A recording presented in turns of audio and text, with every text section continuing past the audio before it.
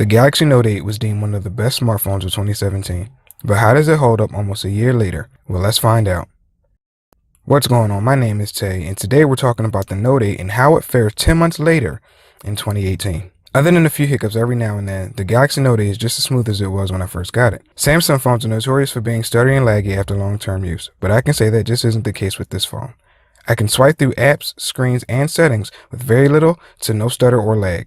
I can have tons of apps and a few games running in the background, and I can switch between them with relative ease. Speaking of games still run smoothly thanks to the Snapdragon 835 processor. Battery life is one of the areas where Galaxy Note 8 fell short. With its 3,300 mAh battery in the beginning gave me a full day with moderate use and a little over 5 hours or so of heavy use. Fast forward to today and not much has changed. I can still get somewhat close to a full day with moderate use and close to 5 hours of heavy use. A few things to note regarding battery life is that first, I don't have my screen brightness all the way up. I usually keep it around 70 to 75% brightness. Another thing is that my background images tend to be on the darker side of the spectrum. I rarely ever use bright and colorful background images. I also don't use animated or moving backgrounds. The last thing I want to add is that I never keep my phone on the charger for long periods of time. Once it's fully charged, I take it right off the charger and don't charge it again until I'm around 15 to 20%. One of the main reasons I picked up the Galaxy Note 8 was for the cameras.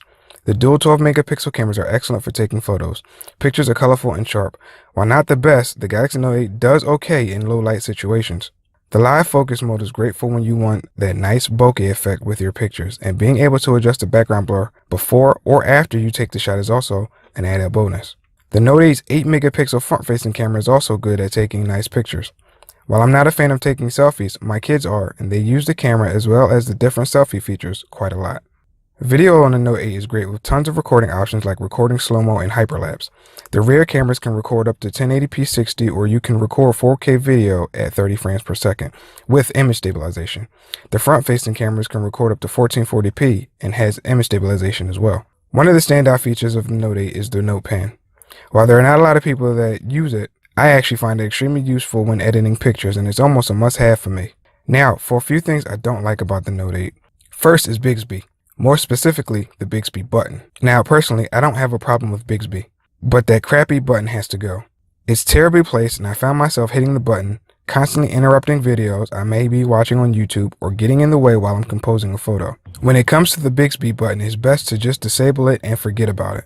Right along with the Bixby button is the awkwardly placed fingerprint scanner. I often find myself sliding my finger over the camera housing, smearing up the glass. While unlocking the phone is still pretty fast, I find that it takes just a little bit longer than it used to when I first purchased the phone, but that could be because I have gotten quite a few scratches on it, which leads me into the next thing, the body of the phone. While the front and back glass gives it a very premium look and feel, over the course of a year, you're bound to have plenty of fingerprint smudges and scratches, especially if you're like me and you carry your phone naked. I'm not a fan of cases as it takes away from the aesthetic. If you want to keep your phone in pristine condition, then it's best to get a case and a screen protector. The final thing I want to touch on is the display. The OLED display is bright, it's sharp, and things look awesome on the display. This issue I have, which isn't specific to the Note 8 directly, is the OLED burn-in. As you can see, there's quite a bit of burn-in on my screen. Keep in mind, I don't keep my brightness all the way up. Again, this isn't just isolated to Note 8s.